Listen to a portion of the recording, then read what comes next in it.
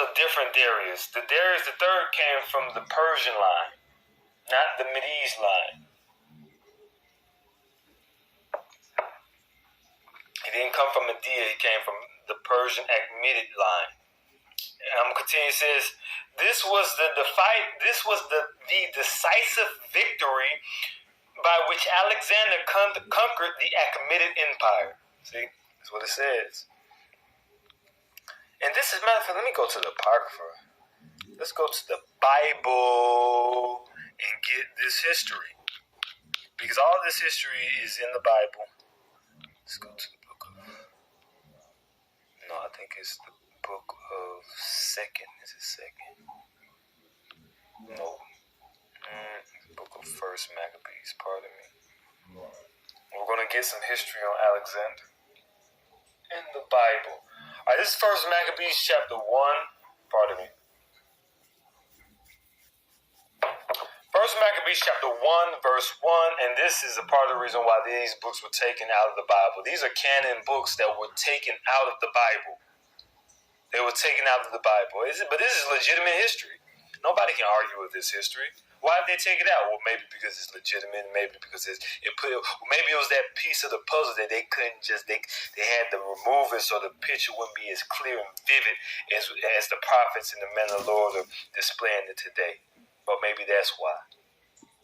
This is the book of First Maccabees. Ooh, the secret counsel of the wicked. That's a spirit. GMS get this work. And that was and it's 144. And it's 1144. And that is the spirit. You understand? 44% on the iPad. You understand? First Maccabees, the first chapter. Beautiful. So, I'm going to continue on. This is First Maccabees chapter 1, verse 1. And it happened after Alexander, son of Philip, which this is the Alexander which we were speaking of, which that's the notable horn of the goat, of the he-goat. It says, the Macedonian who came out of the land of Kittim, which Alexander's line came from Kittim, which Kittim is speaking of Cyprus, Cathayim. All right, bruisers, it's essentially what it means in Hebrew. But originally his line came from Edom, but they migrated into the land of Kittim eventually, and from Kittim they migrated to Macedonia. All right, it said, had smitten Darius, king of the Persians and Medes, that he reigned in his stead the first over Greece. Right. He reigned in his stead the first over the Macedonian Empire. And he was that was the first Edomites to rule over Greece. Philip, his father, and then Alexander. Because the Greeks, from a genetic perspective, the original Greeks, they're Japhites. Now, the Greeks, they were composed of Japhites. That's the original Greeks. But when you talk about, for instance, let's talk about the Spartans. The Spartans were actually Israelites that migrated to that landmass. Oftentimes, history considers them as Greeks, which they were Greeks. They were Hellenistic in that sense. But from a bloodline genetic perspective, they were Israelites, the Spartans. And I believe it's the Laodiceans. That's actually in the Apocrypha. Laodiceans. I might be misspelling it. Yeah, I'm misspelling it. Let me hold up. Let me see here. Because it's actually in the Apocrypha. Give me 1 second. I don't mean to take too long on this, but when we start getting the history, that's my passion. And I'm trying to sharpen myself as well.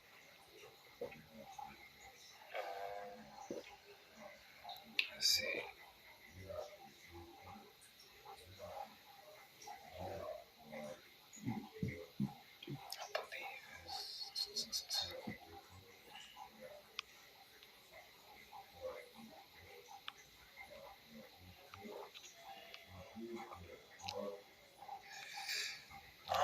Let me see.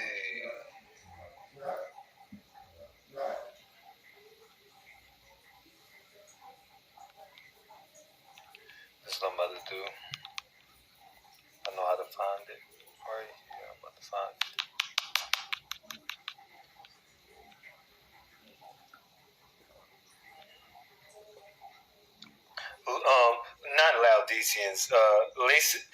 See, this is why we got to go over this stuff. Lacedaemonians. Those were the Spartans, which those came from the stock of Jacob. And as we see, we're going to read here to a letter in which the Israelites of Jerusalem wrote to the Spartans in this time period. First Maccabees chapter 12. Let's start at verse 19. Say, and this is the copy of the letters which Honorius sent. Honorius, king of Lacedaemonians, which those are the Spartans. That's speaking of the Spartans. To Onias the high priest, greetings. It is found in the writing that the Lacedaemonians are Jews are brethren. It says right here that in records that they were brethren. They weren't the people of the Lacedaemonians were not ethnic Greeks. Just like Alexander was an ethnic Greek. It just said he came from Kittim. He wasn't an ethnic Greek, in which originally he came from Edom, because Alexander was an Edomite. All right, but the Lacedaemonians, which are the Spartans, they are Israelites. That's why we read here it says, "And the Jews are brethren." They're brethren. It says, "And they are of the stock of Abraham." It just says that right here, that they are the stock of Abraham. Now, the people who originally are inhabitants of that landmass of Yawan, they were not of the stock of Abraham. They were of the stock of Japheth. They were Japhetic people. They were not Shemitic people.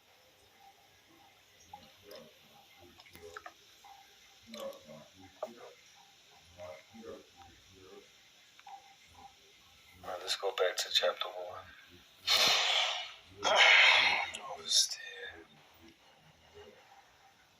Let's go. Let me see. I believe I might have touched the point on that. Let me make sure. Let's go back. I don't want to get too deep into that regard. But it's history. You got to be careful. You start going into history, you'll be.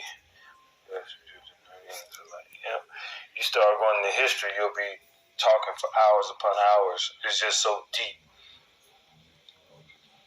That's actually what history means, to dig up, to dig out. But, let's see here.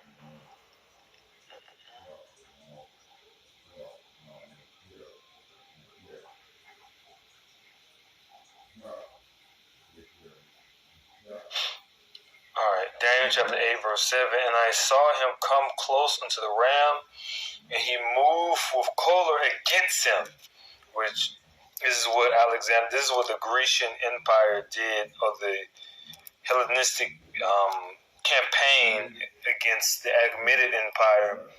They moved with choler. Now let's get that word choler. What was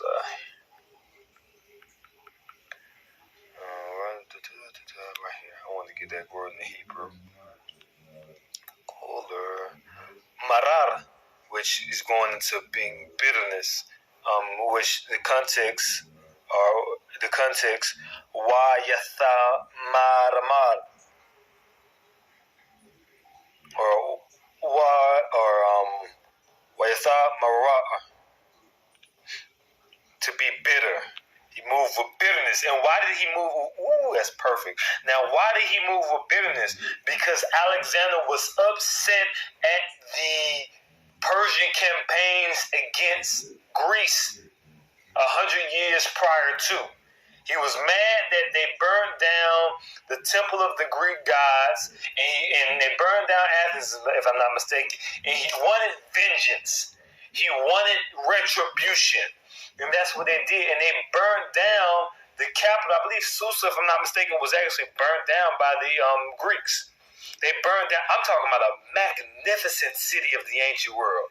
One of the top cities in which the world has ever seen, especially from an ancient world perspective. And what did Alexander do? He burned it down. Why? Because he moved with bitterness. Why would you burn it? I mean, just the infrastructure that they had, he could have used that. That could have been to his benefit. Why would that wasn't an intelligent decision? Well, maybe because he moved in bitterness. Okay, the Bible was right. Again, there we go. That makes sense. Let's see here. It says choler against him and smote the ram, which the ram is the Persians. and brake his two horns, and there was no power in the ram to stand before him. It was we just spoke about the battle of Issus. But he cast him down to the ground and stamped upon him, and there was none that could deliver the ram out of his hand. Nope, and that's why the king of Arabia beheaded Darius III and gave it to Alexander, which Alexander was he was upset at that, if I'm not mistaken. Yeah, but nevertheless, that's what took place. It says verse 8. It says, therefore, well, pretend to be upset. I'll say that. Verse 8. Therefore, the he-goat waxed very great, which that's talking about the Greeks. And when he was strong, the great horn was broken, and that's the death of Alexander the Great. Let's go back to the Apocrypha books and get that. Which horn represents strength. Verse 5. And after these, let's go to verse 4. And he gathered a mighty strong host and ruled over countries and nations and kings who became tributaries unto him, which is speaking of Alexander. Verse 5. And after these things he fell sick and perceived that he should die. Wherefore he called his servants, such as were honorable and had been brought up with him from his youth, and parted his kingdom among them while he was yet alive. So Alexander reigned 12 years and then died. Biblical prophecy. And meanwhile, this prophecy in Daniel was written hundreds of years before what was written in the book of Maccabees, or before that action even happened. By the time it came to the Maccabees, that was history. During the time of Daniel, it was prophecy. Let's see here.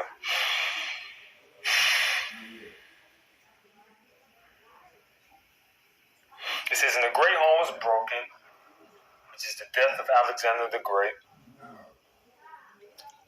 That's why it says the great horn was broken, because he was great. He was a devil. He was a devil. Yeah, he was a demon. Yeah, he was an Edomite, but he was great. He was. We can't take that. Give it to him. Come on. We about to get the kingdom of heaven. Just give it to him. Let him have that. That's it, okay? It says, and it came to pass, pardon me, and for it came up four notable ones. Read it again. And for it came up four notable ones toward the four winds of heaven, which we just read about Alexander pardoning his kingdom to those who came up amongst him, which the notable ones were speaking of his generals, Ptolemy, Seleucus, Lysimachus, as High Priest Ariel said, or Lysimachus, and Cassander. Those are the four notable horns, those are the four notable ones, and they ruled over their respective portions of Alexander's kingdom. I believe Cassander ruling over Macedonia, Lysimachus ruling over Hellespont, and the waterways and the trade ports of Hellespont. Ptolemy ruling over Egypt, and the Seleucid Empire, the Seleucids ruling over the Levant region, the Levant, Syria, the Levant in Syria.